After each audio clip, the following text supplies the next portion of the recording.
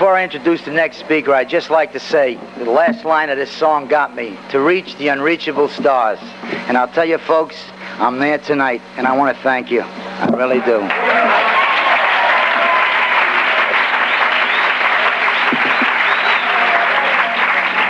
Now I'd like to introduce a distinguished gentleman that I had the privilege to meet last night for the first time. I heard about him, for months and months. And I met the man, and I sure wasn't disappointed. He's here for us tonight. He came all the way from California. And I really feel that we are, not only honored, privileged to have this gentleman in our midst tonight. I'd like to present Jimmy Kay, ladies and gentlemen.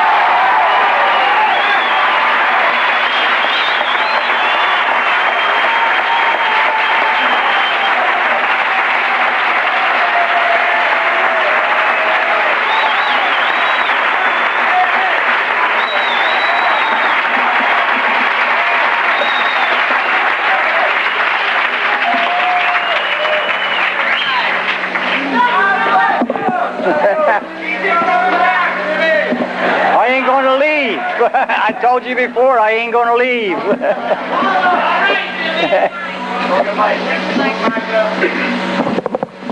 Can you hear me now? You know, I spoke at a banquet one time, and the people in the back said they couldn't hear me. The man stood up in the front, and he said, well, I can hear them, so I'll change places with you.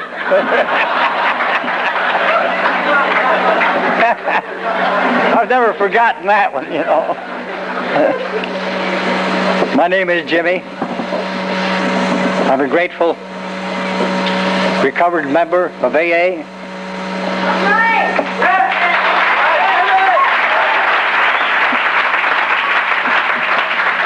That's where I started, but I'm the most grateful member, I think, of NA tonight.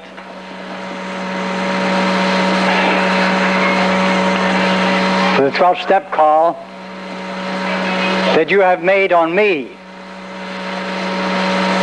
since I've been sitting up here. I'm seldom at a loss for words.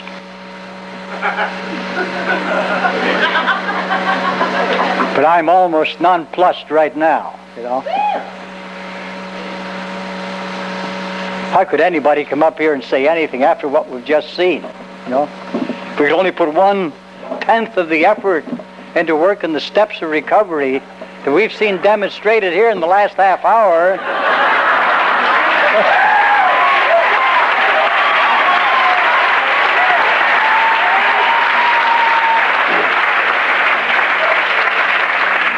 Is there even one person in this room right now that doesn't know that this works?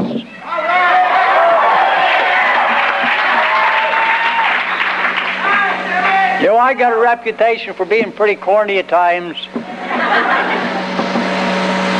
But all I could think of a while ago when I was sitting there listening and watching and feeling what was going on, because that's where I live, in feeling. I know you do too. I could only think of one thing. And I'm going to steal it from a TV show that you've all seen one time or another. And whether you like it or not, I got to say it. From New York, it's Saturday Night Live.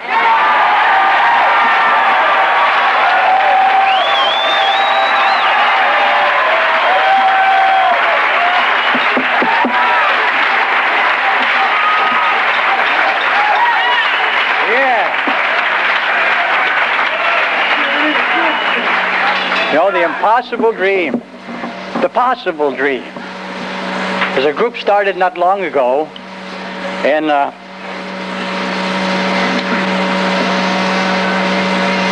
Montana. No, not Montana. Yes, it was Montana. And they called themselves the Possible Dream. That's the name of their group. And that ties right in with the impossible dream also. There's no longer the impossible dream. We know it works. There's a little thing in the little white book, that ends up by saying, the big lie, is dead. No longer will society or the addict accept the fact that they can't recover. We do recover. Recovery is the most important asset that we have, and it comes from the steps. And simplicity is what is so hard, I think, for most of us to grasp in the beginning. Simplicity of the program. I don't know whether I'm even going to say anything that I got notes here for tonight. I never do. You know, I make notes and then I forget them. You know? Sometimes I leave them in the room. One time I left them home. You know? I generally like to talk off the cuff anyway. I may refer to it if I forget what I'm saying, you know, because I'm not all here yet either, you know.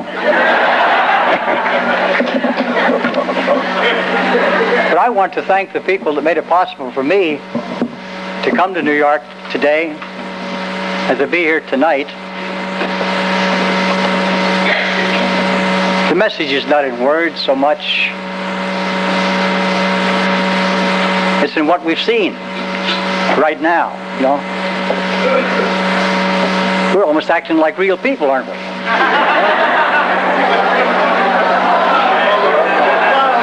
And you know why? Because we are. We're possibly the most real people in the world.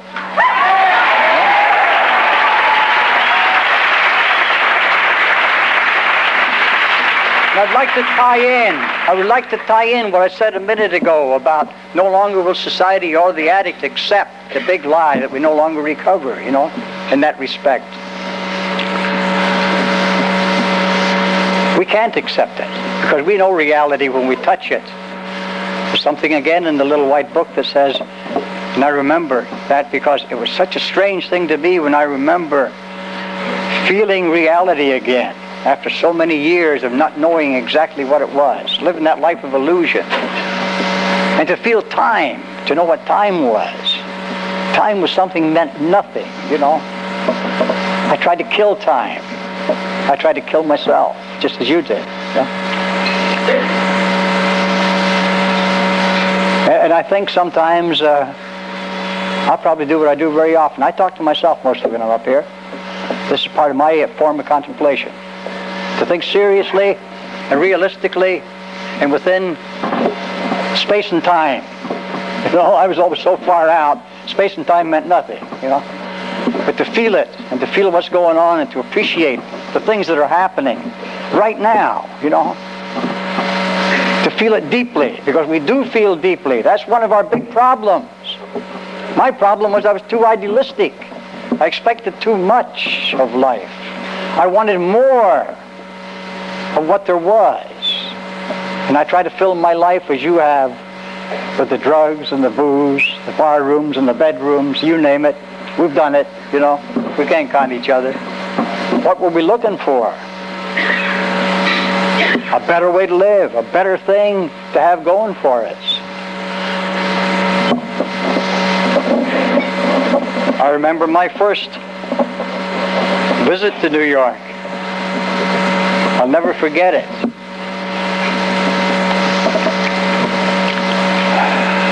I relived part of it again today, you know?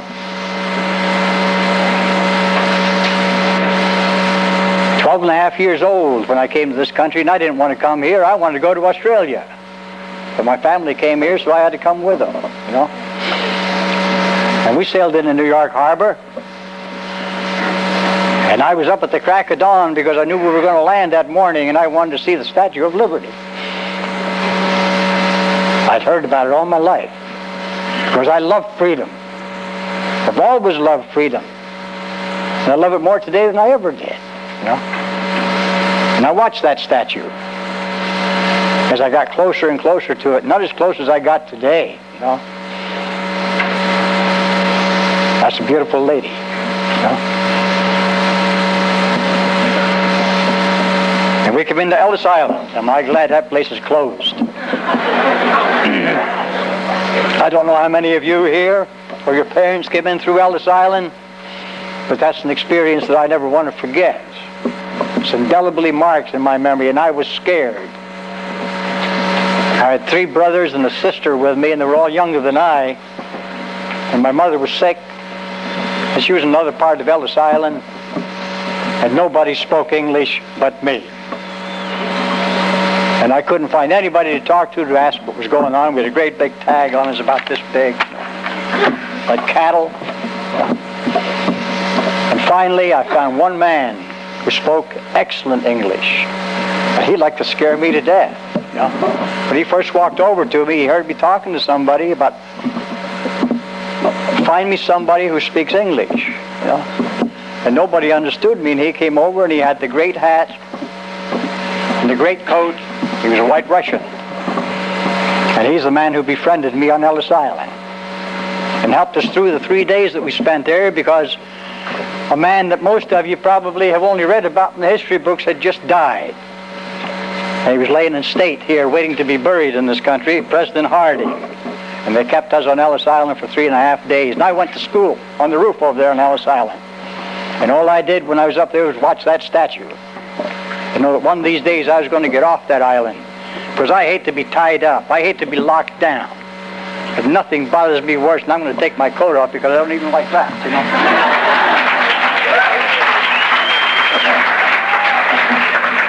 I like to be free and I like to be easy, and sometimes I'm pretty hard on myself, and sometimes I'm too easy on myself. But when I came through that experience on Ellis Island, we were just getting ready to leave. We were coming ashore, and I saw this man with his wife and his son that I went to school with in Ellis Island. He was the other who spoke a little bit of English, and a baby about 6 months old. They were refugees from Russia at that time, after the revolution. And I went over to him and I thanked him for helping me and my brothers. And I said, when are you going ashore? Are you coming with us? And he said, no. They're sending us back. We're being deported. And I said, what's going to happen to you when you're deported, when you go back? He said, we will probably die. Can you forget things like that? I can't, you know. Not in the light of what's going on in the world today. I know most people in this room don't even remember 1923. Never mind have lived this long, you know. I don't know how many people are my age, but age is unimportant. It's the things that have molded us and formed us. They're probably helped to make us what we are. And thank God we're all a little bit different, you know. That's the diversity of addiction. Addiction is the same, makes us all one of a kind, but we're all different people. And that's the beautiful part. I mean, I reach anybody at any given meeting in anything I say. But maybe you can. Maybe you're the only picture, maybe you're the only concept of NA that anybody will ever see in their entire life. Sometimes I get pretty wild, you know. So far I haven't cussed at all. What's going on here? I get too serious. I get very serious about this program. It is life and death. But I have a lot of fun in life, believe me. I'm a cut up, you know. I like to raise hell. Still do it now and again. I invited a girl up to my room, but I don't think she'll come. Betty, I was only kidding. That's for my wife. Oh, there was times, you know. It's not that I'm too old. I'll guarantee you that.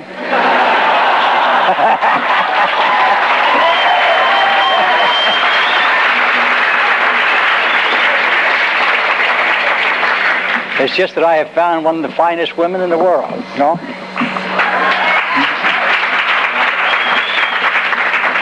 Another addict, 13 years on this program, and she's got a better program a lot of times than I have, I'll tell you that, you know. She's the most honest person I've ever met in my entire life. My first wife was very much like her. She was a very honest woman. So I guess somebody has to make up for my lying, cheating, stealing, and so forth. I think whatever gods we believe in, you know, will understand things like that. Because I really think that we find the world's best women. That is, the male finds the world's. I don't know whether the men are the best men, but I know the women are the best women I've ever met. Yeah?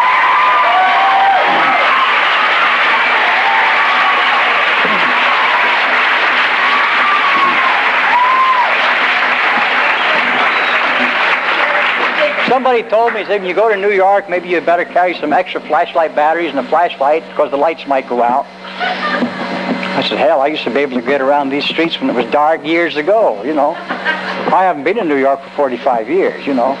Even that's older than most of you sitting here in the room tonight, you know. Yeah, they told me all these things, you know, that, well, they did tell me a few things that I found to be true. They told me really there aren't too many problems with drugs around New York City. Where did you people come from? Yeah, not too many illegal drugs floating around. You know, the NYPD's got everything pretty well under control. Terry told me that. So they told me, you really don't have anything to worry about. And I know it's true, because right after I got off the plane, only 2 people approached me. You know? So it can't be too serious. But we damn near did have a little bit of trouble at the airport, you know. He's carrying one of my bags, and one of the other boys is carrying another one of my bags. And here we see 3 people in uniform, you know, with green berets, come right up in front of us, you know. I thought, what the hell is going on? I know green berets, you know. I always watch those green berets. And we tried to go around this side, and they stepped right in front of us. We tried to go around this side, and they stepped in front of us. We tried to go through the middle, and they just blocked us, you know. I looked at Terry, and he looked at me, you know. And I thought, what's going on here? You know, we addicts always have something come up, you know. We can always figure something out.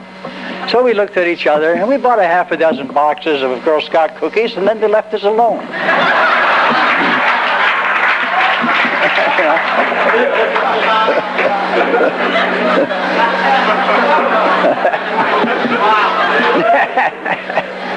You know, I told you that my mind gets fuzzy when I get up and try to talk, because I like to sit down at a table with 3 or 4 people and chew the fat, or get in the room like we did until about 5 o'clock this morning, comparing notes and running the program down to each other, not cutting up old touches, you know. That's nowhere. You know? It helps a little bit if you've got a newcomer and you think that's the best way to identify, but a newcomer looks right through us, sees right through us, he knows what the hell's going on. We can't kid each other. I can't con you, and you sure as hell can't con me, you know. I'll catch up with you sooner or later. I do get a little over-trusting at times and trust people a little too much, but I ain't been burnt that much, you know. It hasn't hurt me that much. And if they needed something, they got it, so that's it, you know. But I have something here, and I couldn't memorize it because my memory is not as good as it used to be, although it's better than it was, you know. You know, Ogden Nash was a favorite of mine, and I guess a favorite maybe of some of you, in the ways he used to write things. He could get to the core of something and explain it better than take me 3 pages to write, and he could explain it in 2 lines, you know. And he wrote something once, you know, and I'm going to read it to you here. He said, "Oft in the stilly night, when the mind is fumbling fuzzily, I brood about how little I know, and I know that little so muzzily. Ere slumber's chains have bound me, I think it would suit me nicely if I knew 1/10 of the little I know, but I knew that 10th precisely, you know." And that's where I get, you know, if I could just remember 1/10 of the things that I know, it'd be fine. So, and then he goes on to say, "Gently my eyelids close, I'd rather be good than clever. And I'd rather have my facts all wrong than have no facts whatever," you know. And sometimes that's the way it is with me. My facts are not quite right. I haven't given myself enough time to think them through. But, you know, as time goes on, I do get enough time to think them through.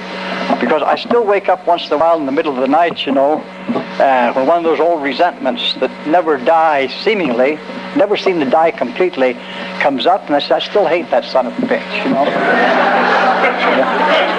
For what he did to me, see? And I have to go through that again. I wish I could forget a lot of the things I remember. And I wish I could remember some of the things I forget, you know. But it just seems to, the right things come up at the right time. That's what I found out. And I see people, I keep looking at Lynn. I can't help it, you know. she's little enough, you know, that they say you shouldn't carry the attic, but I'll make an exception with her, you know. She's little enough for me to carry, you know. But I look at all these things going on, you know, and I remember the first time that Lynn came out to California. We went up to the San Francisco convention, and we walked through the lobby. I was thinking about it yesterday when I got into the lobby. Got into the lobby, and we're walking through the lobby, and she was sort of trailing Betty and I, and we get to the door, the banquet room like this, and she looked in the door. I'll never forget, it was the second door down. She looked in there, and she turned around to me, and tears were coming down her cheeks, and she said, "You mean there's that many clean addicts in the world?" And I said, "Yeah, and a lot more besides, you know." And it's true here. Imagine how many are not here who are clean. Imagine how many are not here.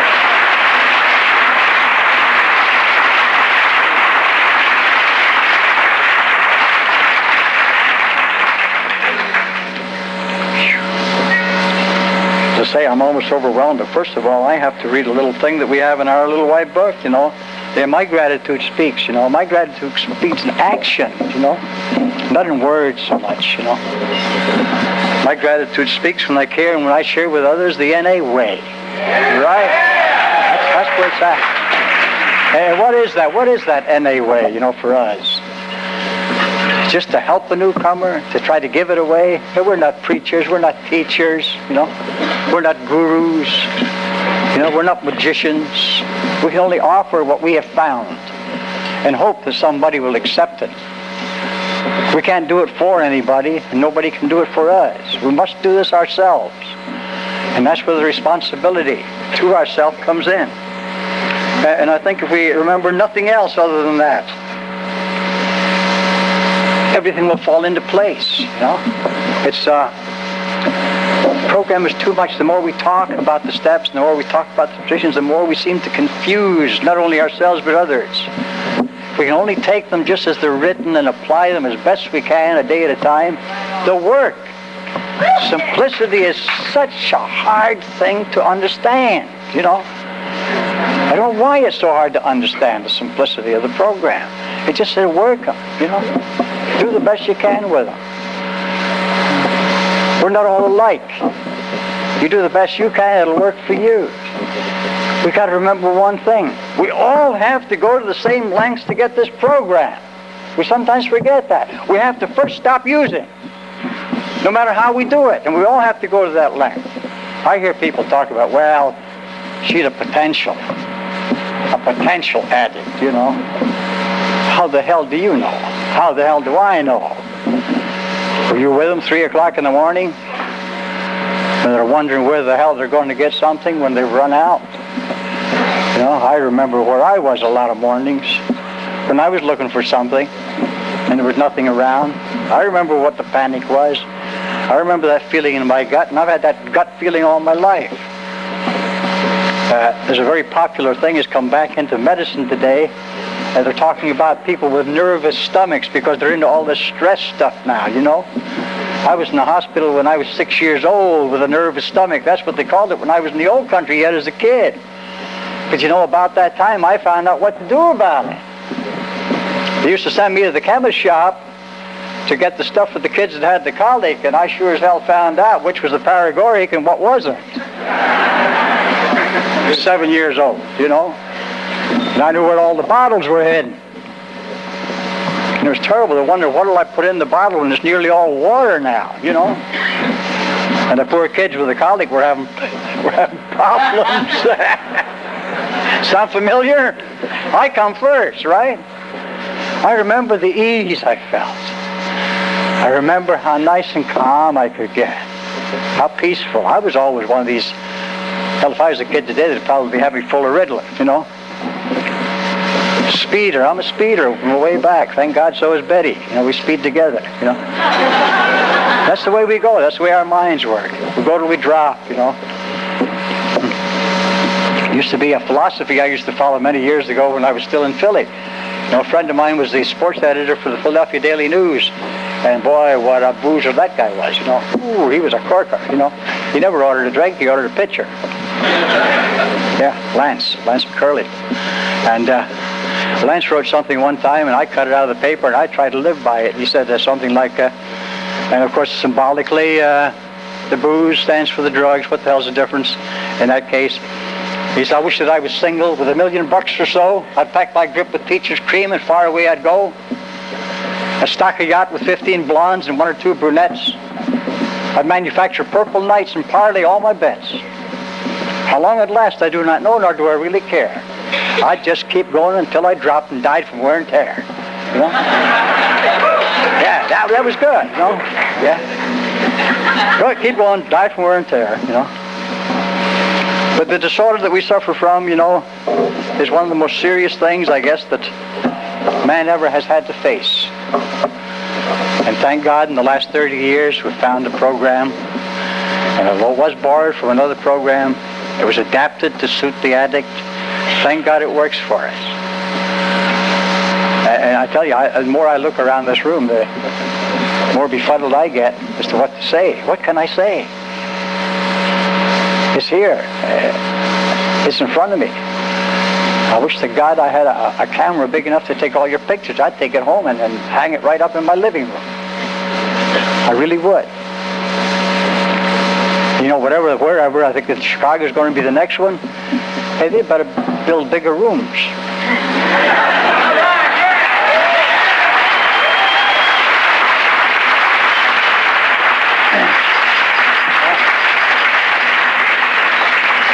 You know, I'm not a prophet, although I can see the future in a lot of things.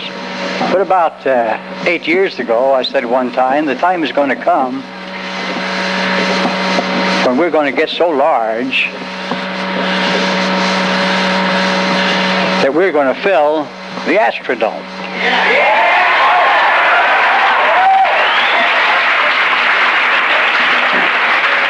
And they're going to have to put in extra seats. Going to have to put in extra seats down and around the field, you know. Doggone right. I'm not going to even talk about that. I take everything in threes, though. I will mention that. The way I look at the steps, it made it much easier for me when I could look at them in my way, so that I could understand them as best I could, with the limited amount of brain power I had at that time. And I separated them into trinities because it seemed to me all my life things go in threes, you know. They always seem to go in threes. Physical, the mental, the spiritual, you know. The body, the mind, and the spirit. And I found out that with the steps, when I looked at them in the simplest form, they sort of came in threes too, you know. The first 3 steps I finally figured out were the conditional steps. These were the things that I had to have. That was my base before I could even really make any move. And I got stymied right away because the second and third steps didn't apply to me. I couldn't believe in any higher power, you know. I wasn't really an atheist. I wasn't really an agnostic. I wasn't a Christian. I wasn't a Jew, and I wasn't a Muslim. I don't know what the hell I was, you know. I was befuddled, bewildered, and be damned, I guess, you know. And I figured, well, I can't make this, but I'll take that first step and I'll give it the best shot I got. I just ain't going to use and I ain't going to drink no more. And see if it works for me. And then I figured from that, they told me, and the first thing I ever heard was it was God as I understood it. See? Now, I never played hooky from school in my life. I loved school. I wasn't a very good student by many standards, but and I worked hard for what I had to learn. But never played hooky from school. But I played hooky from church every chance I got, you know. I just couldn't go for it. I got to a point where my family's a very religious family, and deeply into religion, deeply into church. And I couldn't understand them, and I used to think, I don't really belong in this family. I think there's something wrong. I must have come from somewhere else, you know. Somebody else told me later on, a sister in another organization.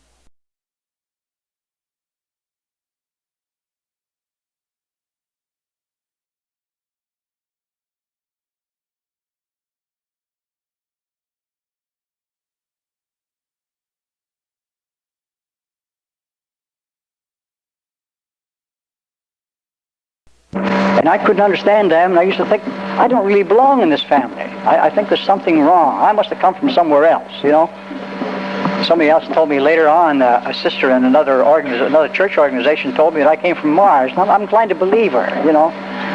Somewhere or another I got here in a strange way, you know. But I could not believe in the things that I was learning as a kid because I didn't see the things that were happening in my life in the same way that others saw them. The things I had been taught meant that my grandmother, my favorite grandmother, she wasn't going to make it from the religious point of view. And I couldn't figure that one out. Because she was my favorite, you know. And later on, it came to a point where she entered into my new life in a way that I find it hard to explain. She came to me many times in the night when I was trying to figure these things out. What are spiritual values? Are there religious values? Can I accept another religion? I was going from one religion to another, as many of us do, and not finding the answers for me yet. And I used to get scared. You know, after I was on the program for about a year and 7 months, I went to a meeting one night, and I never really completely fitted into AA. I always felt there was something wasn't just quite right for me there. And I didn't quite seem to fit any place I ever went. I don't know whether any of you felt that. Feel that in your life or not, you know?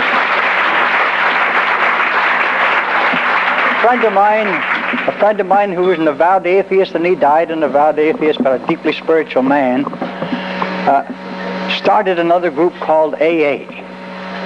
But it was lowercase AA, not capital A's, but the lowercase AA. And it was Atheist Anonymous, you know. So I thought, well, I'll go over there. You know, maybe this is what I'm looking for. Maybe I can fit in here. Maybe he's got something. I went over there, and I run into trouble. NA hadn't been formed yet. We were just thinking about it. And Rex, I went over and talked to Rex, and he said, you know, you don't really belong here. You know, you're too damn spiritual for us. I went back to AA, and they told me, you're not spiritual enough to really belong here. What the hell is going on, you know? Where do I belong? All my life, I never seemed to fit. You know, I fit here. Hey, I fit here. All the way. Yeah. And I had to learn in the next 3 steps, being 4, 5, and 6, what they meant. These were the exposition steps for me, the revealing steps. I had to find myself. What was this self that I was that was so bewildered and so lost most of the time? Didn't have a true identity of its own. What could I find here? And so I got into the 3rd step, as I say, and I couldn't understand that, so I skipped and went to the 4th and started on inventory, and boy, was that a rat race. Oh, God. Some of the people I run around with then, they were so deeply into what they were doing that I couldn't understand what they were doing at all. We used to have one dear friend of mine. She used to stand up on the podium and tell us all about her 32 defects of character. 32, and the best I could come up with was about 5 or 6, you know. And I used to talk to Ruth, how can you have 32 defects of character? And she would name them all for me, down to 32. And I would go home and I'd sit there and I'd think, I can't hack that. How can I take care of 32 defects of character? I had to find an answer. Where did I find the answer? Went back to the religion of my youth, you know. What are the virtues? Faith, hope, and charity are the 3 virtues they told me about. And that's 3. I can handle 3, but not 32, you know. So I found out the way you get rid of your defects of character is to practice the 3 virtues that are known all over the world in every religion, every spiritual way of life. I had faith in this program. I knew it would work, you know. I had very little faith in me, you know, but I had faith in the program. And from that, you know, and I had the hope that it would work for me because I saw it working for others, you know. And the charity I understood is goodwill. The goodwill is the base of our program. It's the base of all spirituality is goodwill. Because from goodwill we grow to affection and sometimes to love. You know?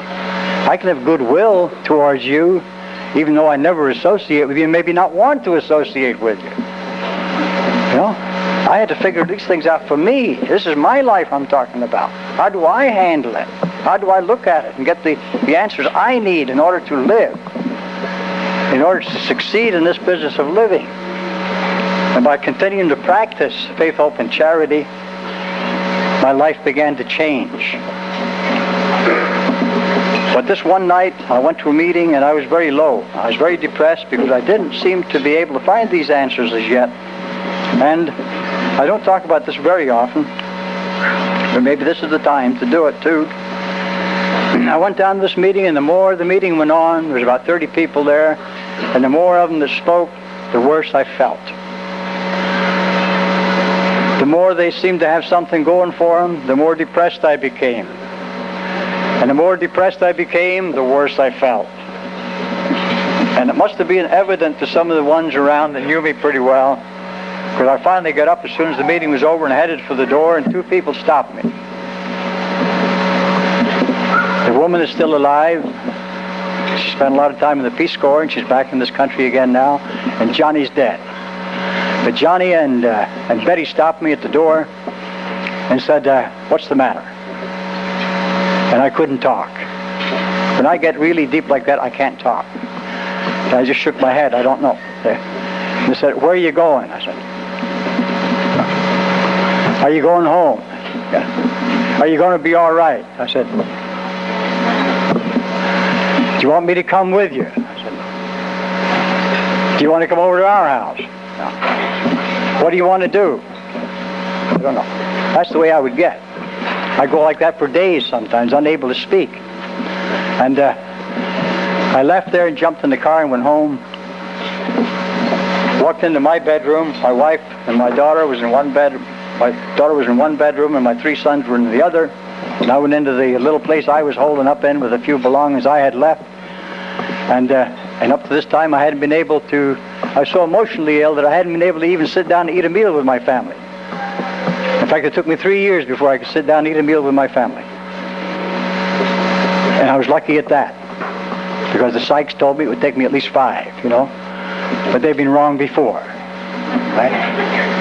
And anyway, I went home and I got out my German dress bayonet, which I used to carry. A lot of people know me. I was known as the Crazy Scot in the San Fernando Valley. And the dress bayonet, I have it at my side, and I have the loaded gun in my back pocket. And I loaded the revolver. And I made sure the knife was good and sharp, and I sat down to wait till the family was sound asleep, because I had already known what I was going to do. And I put my head down on the pillow and figured I'll wait till about 3 o'clock in the morning. By that time, I can kill the boys, shoot my wife and my daughter, and kill myself. And I never felt worse in my entire life. I had nothing left to live for, even though I've been trying hard. So I know how difficult it is for some of us to make this program. I've been there, you know. And I sort of went into a sort of a half-sleep, half-trance, in the dark, laying in the dark. It was about 3 o'clock in the morning, I imagine, from what I can recall. And all of a sudden, the room began to get a little bit light. And I looked, and I saw something that looked like steps. And up on top of the steps was a great big circle, a big orb, a sphere, like hammered silver. And if I had ever been scared in my life, I was scared then. I didn't know what to make of it. And I just lay there, stiff as a board. I couldn't move. And a voice from somewhere in the back of my head and behind that orb said to me, "Don't be afraid." And I relaxed. And I was told a few other things, what to do, and I tried to hedge on what I was being asked to do. And I had mental images of what I could do according to what I was being asked to do. And the voice laughed a little bit and it said to me, "You shyster, you." Now, nobody had ever in my life called me a shyster, but you know what a shyster is, you know. A shyster is a Philadelphia lawyer.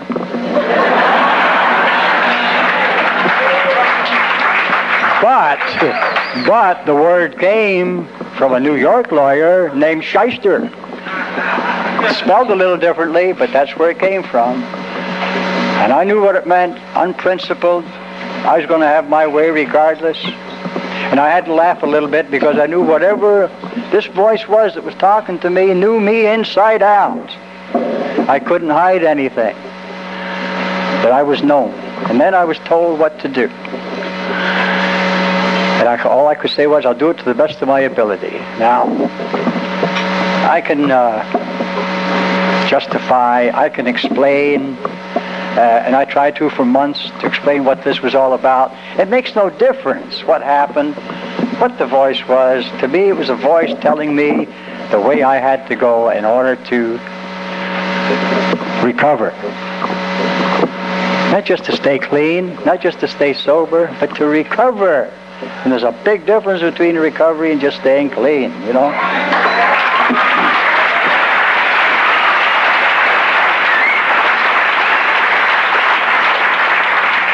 For 24 hours, I knew complete and unadulterated serenity. It was the most beautiful thing that ever happened to me in my entire life. I knew everything was going to be all right. Everything was going to be all right with me. Everything was going to be all right with everybody else. Everything was going to work out if I would just do the footwork. And part of that is responsible for what we have today. That's the best I can tell you. I'm not going to go into details about it. But that's one of the reasons that NA was formed. Because of that voice that told me what I had to do.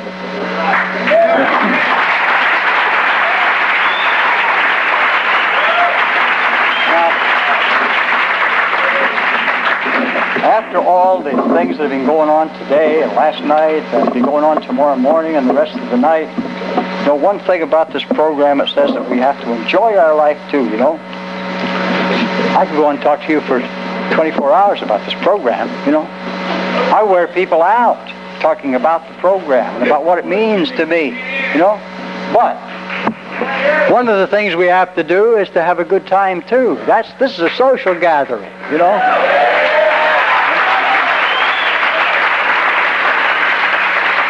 I'm going to be available in other places at other times, and I'm going to be doing some writing too, you know. And I want to see everybody have a good time, because that's a big part of life. You know, life is a game anyway, you know. It's a game. I con myself all the time, you know, pretending that it really matters much what I do. It really doesn't, you know. Part of the thing about life is that we enjoy ourselves. Providing that, we find that balance between the having, the things we have, and the things we enjoy, and the satisfactions we try to gain, and the area of being, which is what this program is all about. Shakespeare said it when he wrote the soliloquy for Hamlet. You know, he said it. To be or not to be, that is the question. You know, we tried not to be through drugs for many, many years, and it didn't work. But to be what you are, to be the self that you truly are. Another poet, and I'm going to close with this, another poet said it to me, and I had to go back. I read Alexander Pope when I was in junior seminary years ago, and I enjoyed what he had to say. And he said something that went like this, that explained to me. I went back to it and found it in the books. I went back to it so I could understand, because it meant so much to me as to what this program and how I think and how I look at things. Find your own personal God, your own power as you understand it. Don't worry about the other persons. Huh?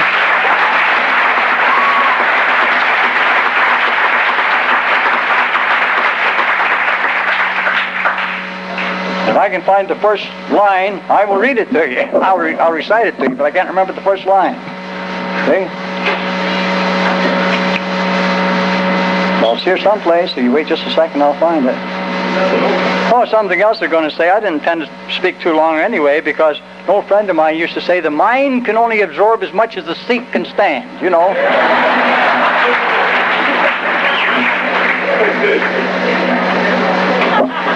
Anyway, Alexander Pope said, seek then the self. Presume not God to scan. The proper study of mankind is man. You know? Placed on this isthmus of a middle state, a being, darkly wise and rudely great, with too much knowledge for the skeptic side, and too much weakness for the Stoic's pride. He hangs between. In doubt, the mind or body to prefer, born but to die, and reasoning but to err. Sole judge of truth, in endless error hurled, the glory, the jest, and the riddle of the world. The greatest adventure that we can experience is finding our true self, no matter how you do it, no matter where you have to go to find it. It was said in the impossible dream. That's what that's all about. You know? At least I didn't break down tonight, but I'm so full, you know. That's fulfillment. Spiritual fulfillment is what we were looking for in all those other places. And we got it right here.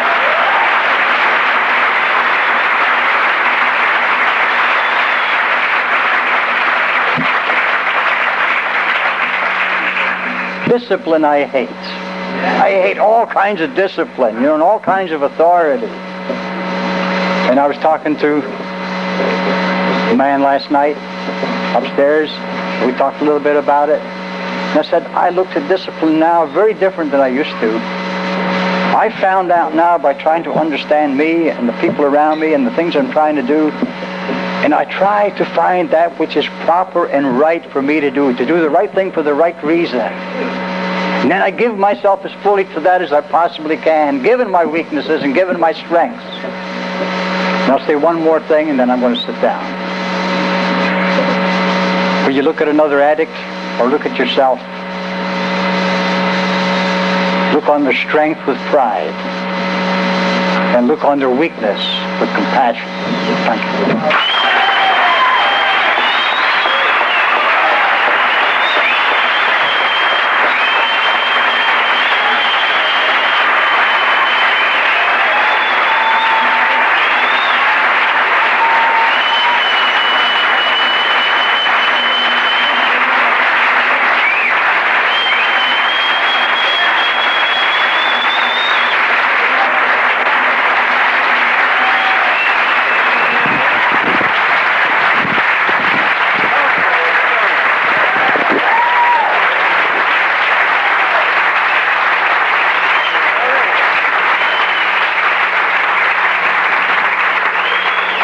Okay, now we'll close in the usual manner, the Lord's Prayer. Let's form a circle if we can, if that's possible. Circle around the tables. Let's make it easy. Let's circle around the tables and just touch each other. That's it. Tighten it up. No, that's cool. Let's not search. Our Father, who art in heaven, hallowed be thy name. Thy kingdom come, thy will be done, on earth as it is in heaven. Give us this day our daily bread, and forgive us our trespasses, as we forgive those who trespass against us. And lead us not into temptation, but deliver us from evil. For thine is the kingdom, power, and the glory